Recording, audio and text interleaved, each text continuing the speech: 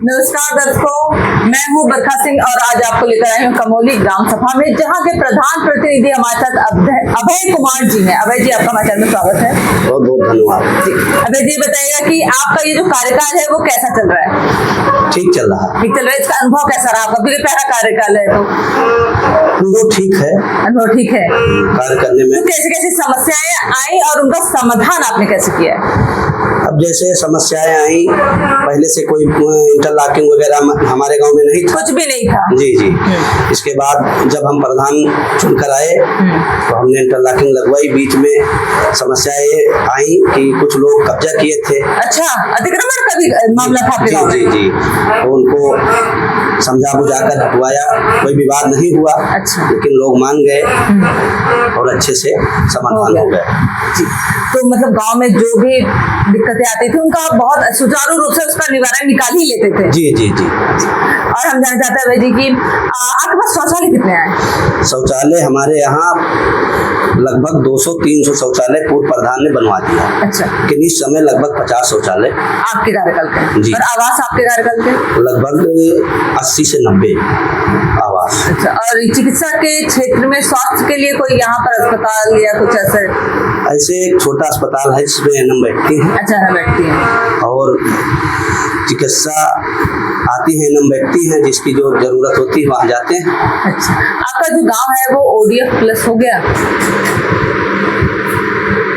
ODF plus है जी। चलिए, तो बहुत अच्छी बात है कि अब तो सुविधाएं आपको मिलेंगी। जी जी। और स्वच्छता पे विशेष ध्यान रखना है, उसका मेन मकसद ये है। तो क्या स्वच्छता पे विशेष ध्यान आप भी रखते हैं? स्वच्छता पर विशेष ध्यान नहीं रखते हैं हम अपने खुद पैसे से। अच्छा। मशीन मंगवा कर पूरे ग्राम सभा में नाली में छिड़काव करते हैं, जिससे मच्छर वगैरह दवाई ऐसा फॉगिंग वगैरह भी जी करवाते जी हैं? जी बिल्कुल, ये सब कार्य करवा रहे हैं। बिल्कुल।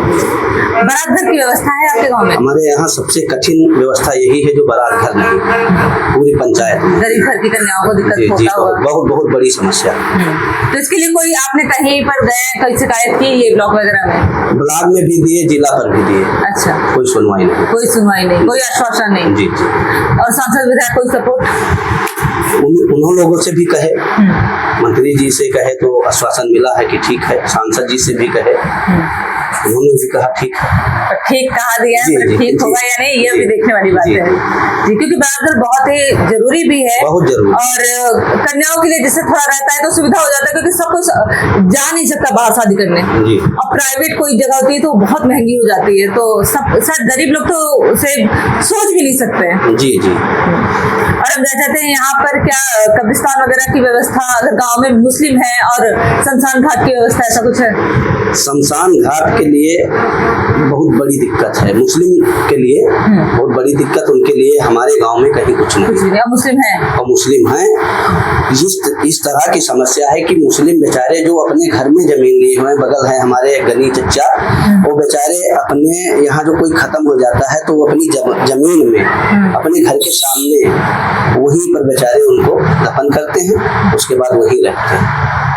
बहुत गंभीर समस्या है। ये बहुत बहुत गंभीर। क्या यहाँ जमीन नहीं है आपके पास? अब यहाँ पर लेखपाल साहब को बुलाए, देखे, यहाँ पर जमीन नहीं। अच्छा, नहीं निकला। तो यहाँ से आसपास में कोई ऐसा कब्रिस्तान वगैरह हो?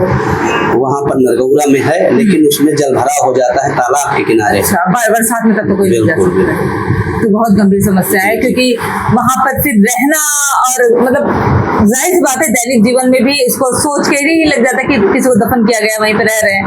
और जानकर वो भी, अनजान में तो एक बार चल भी जाता है, जानकर तो बिल्कुल नहीं चल पाता है। यही बहुत बड़ी समस्या जी। तो और इसलिए ब्लॉक वगैरह में भी आपने शिकायत की है? ब्लॉक में भी शिकायत की है, तहसील में भी शिकायत की है, लेखपाल साहब आए भी, जांच भी किए, लेकिन कहीं भी दर्ज नहीं। कुछ दर्ज नहीं जी।